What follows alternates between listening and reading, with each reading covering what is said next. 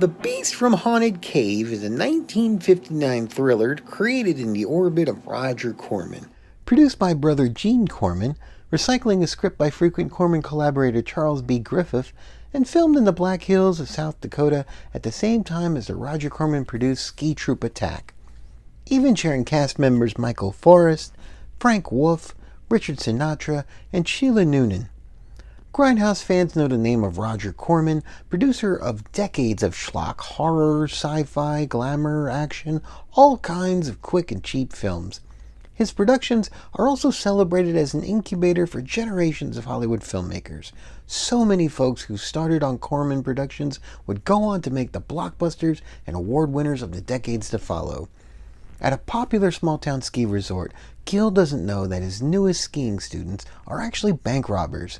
While the mastermind sends his men to case the town, his girl charms the instructor and arranges their cross-country alibi.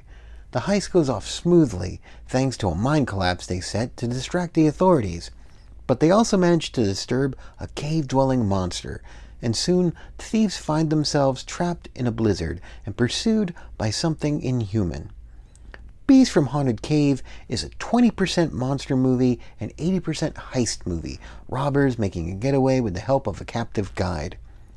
The director referred to the film as Key Largo with a monster added to it.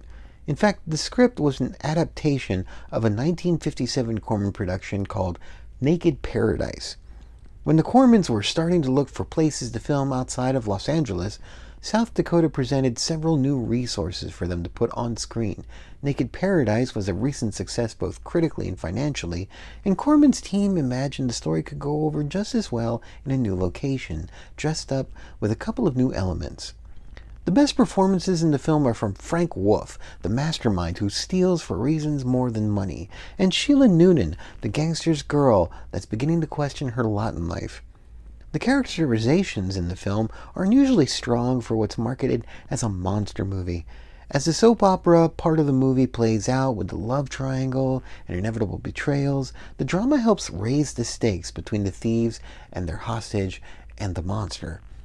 The biggest addition to the script was the monster, and he really does feel tacked on to the script. He could have easily been a bear in that cave or a wildcat, and it wouldn't have changed the story one bit. There's almost no lore or setup to build the monster. The design of the monster is pretty simple, with his weeping willow appearance and spider-like characteristics, venomous legs or tendrils that sedate his victims. The camera tries to hide as much as it can. It's the suffering of its victims that really sell the monster as a threat, and that's a testament to the performances from Linne Alström and the uncredited Ojibwa housemaid. The folks in their webs are reminiscent of the victims in the Aliens franchise decades later. The filmmakers intended to have a sequel, but that didn't happen. About 10 minutes of additional footage was shot, however, for the TV edit, and the script would be recycled once again, retrofitted into a 1961 spy parody called Creature from the Haunted Sea.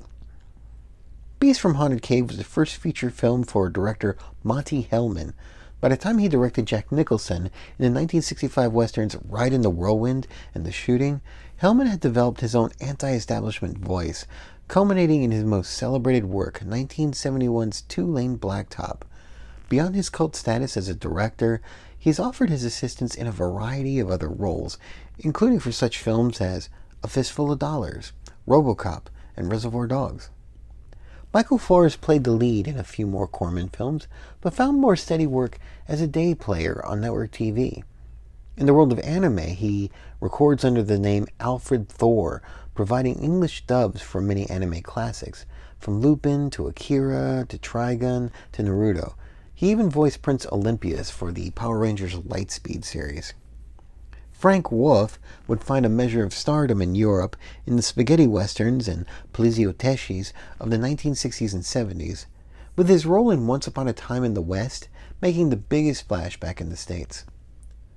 Those who want a lot of monster in their monster movie are going to be disappointed with what little they get here, but those who can enjoy a heist gone wrong story might enjoy Beast from Haunted Cave, a caper film with a beastly twist.